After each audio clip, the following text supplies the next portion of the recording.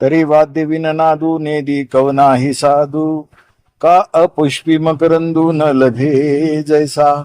श्री ज्ञानेश्वरी अध्याय 16. असुरी जनांचे लक्षण माऊलीने या ओळीमध्ये लिहिले आहे. विना वाद्याचा नाद ध्वनी सुरेख मधुर येईल का? आणि ज्या फुलात मकरंद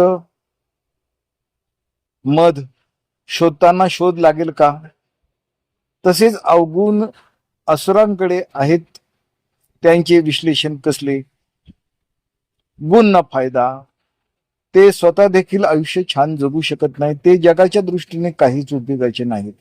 अपुष्पी मकरंदू न लभे जैसा, तरी वाद्य विना नेदी कवनाही साधू. ज्या वाद्यातून कसलाच स्वर नाही आणि अपुष्पी म्हणजेच कृत्रिम फुलातून मध कसा निर्माण होईल, मकरंद त्यातून निर्माण कसा होईल, हा येथील भाव आहे.